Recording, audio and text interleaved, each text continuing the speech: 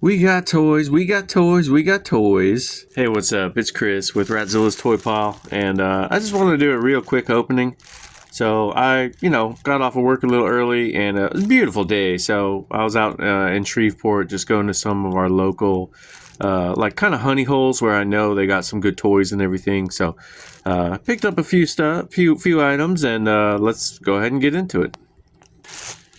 All right, so we all watched Rugrats, I think, back in the day. I mean, these little kids that get out of their cribs and just get into mischief. I mean, I love it. I mean, I love the old Nickelodeon stuff like that. So, we got Reptar, we got Tommy Pickles. Let's see, another Reptar on the back. Really just awesome, 90s Trapper Keeper, like little pencil keeper thing. Super happy with that. I think I paid like $10 for it, so like really good. I mean, that's gonna go on my kind of like Nickelodeon shelf, and I love it. I love Nickelodeon stuff. So let's see what else we got.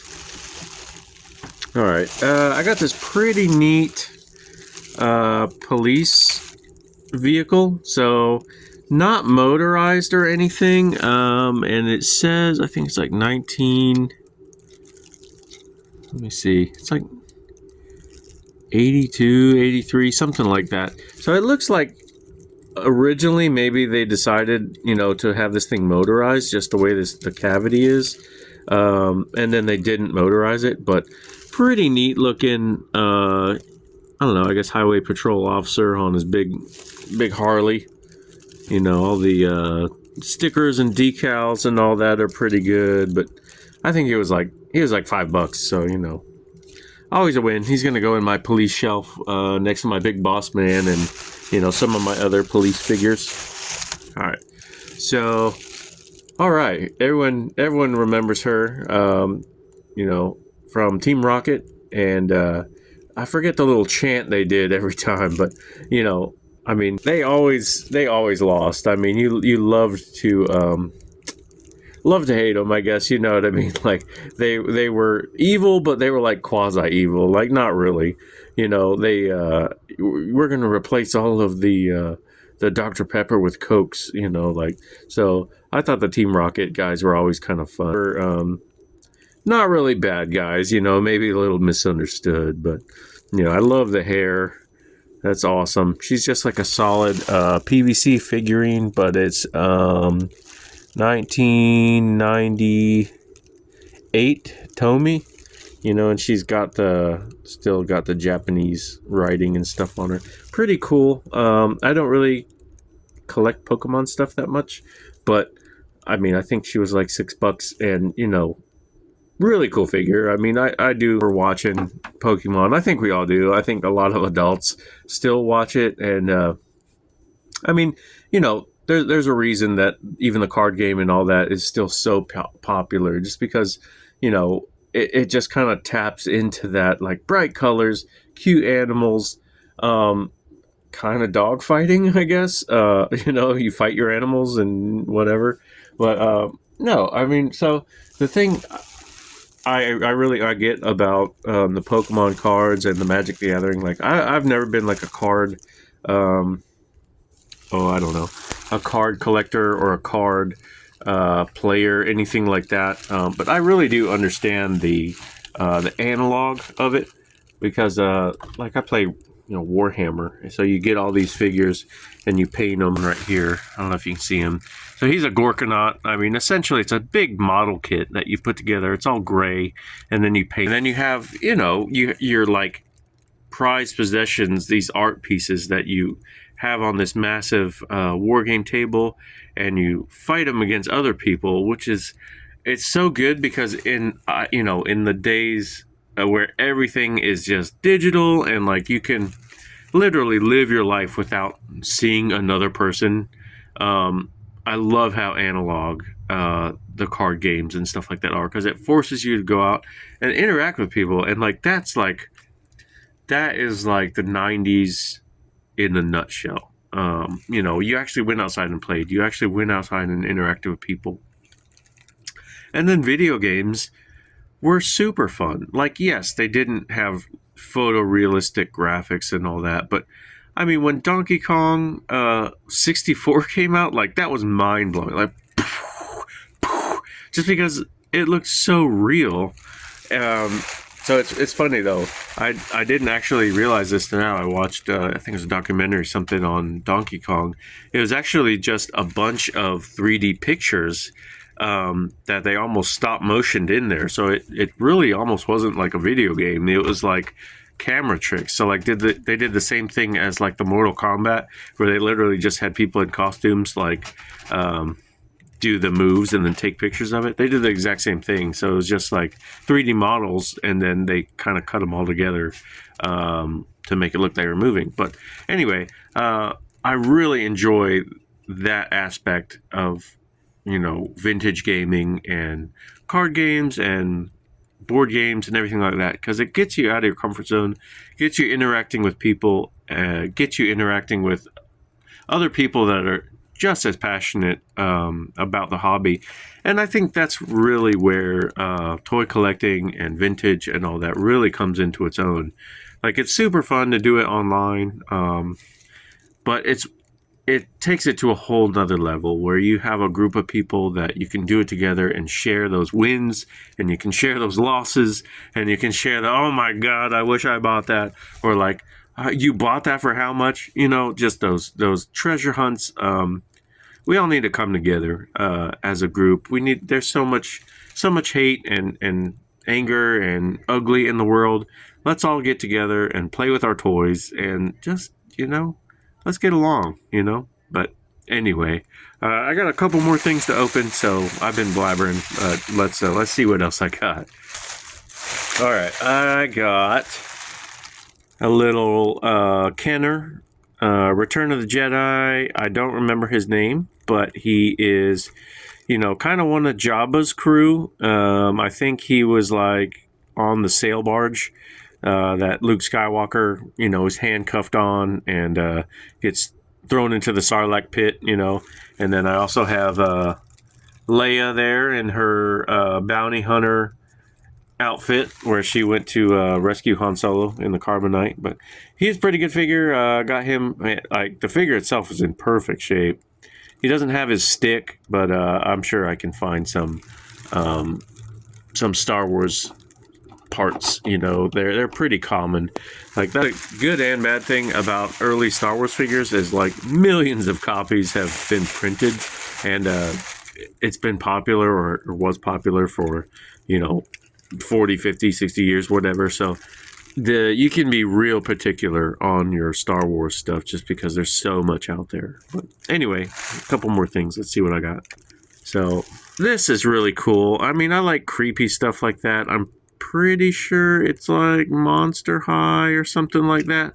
But it's got like probably a McDonald's toy or Burger King toy, but you roll it so it rolls on the ground, and then it acts like the fingers are actually like pulling it along. So pretty cool, pretty neat little just, you know, Burger King, McDonald's toy, whatever. So this really cool thing, I actually thought it was a lot older than it is, because it just has that look. And we all grew up with board games, you know. We all had Monopoly, we all had like Battleship, Candyland, Chutes and Ladders, stuff like that, because it got people together. It got people together playing, and you didn't need screens, you didn't need to be buying something. I mean, it was just fun, you know, and wholesome. But I just thought this was neat. I really don't collect porcelain at all, just because it is fragile, and you know, I'm kind of like a bull in a china shop. So it's cool though. So it looks just like the old art. Oh, and there I dropped it.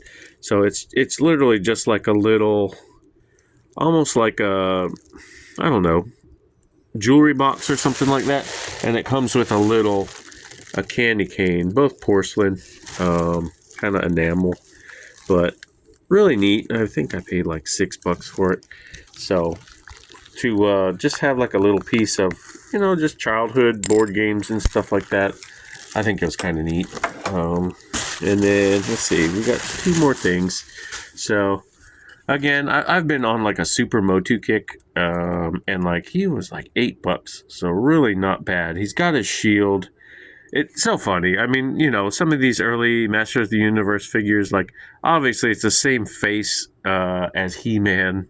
Like a lot of the sculpt is different, is the exact same. Like they literally just put some little kind of spacey looking stuff, and he's got his knob on the back. You know what I mean? And he just kind of spins around. It's kind of hard to do without smacking yourself, I guess. But yeah, he'll kind of spin around, so kind of cool, like a top. And I bought this one because even though it's still kind of bent up a little bit, usually when you see this figure, the like kind of radar or Doppler effect, like hollow piece is missing. See it? There you go. You can see it working. So kind of cool. This one's still intact. Like he looked, 100% really good figure, and I got him for like $8. So not bad. And all right, here we go. The last pickup for the day. It's kind of a two-part pickup, but that's okay. It kind of goes together. I had bought this saddle. It was at another big flea thing. But really cool. I mean, it's real leather, real stitching. I mean, look at the horn on the thing. It's even got like sheepskin on the bottom of it, like cotton or whatever, and like the fluff. And I bought that for like $5. So I mean, I love stuff like that. I mean, so much detail and time went into that for like $5. So, and then the other piece I got was this nice Clydesdale. I'm pretty sure, judging by the his kind of like mounts and all that stuff, that he was part of like a larger set. I'm thinking because he's a Clydesdale, he might have been like even a Budweiser horse, something like that. He pulled one of the big, promotional Budweiser kind of the coach, the like wagon with all the beers in the back. But I just thought that was really cool. So it ran a little long today, but I always have fun going. I always have fun going and junking, and like that's the thing. Like I don't necessarily have to buy something every time.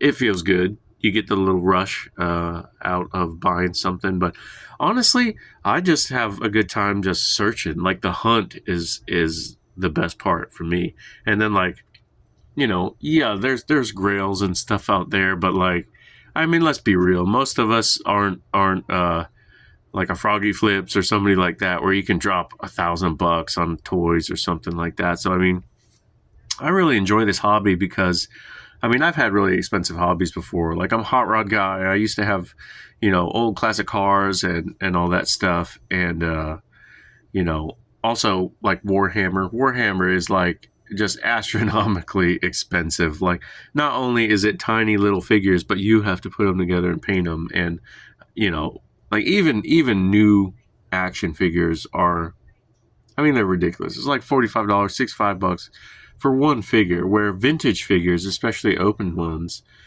not only do you get the cool figure, these are like, I have like kind of like a year range. I usually try not to go past like 2000. So I mean, I have a lot of older figures,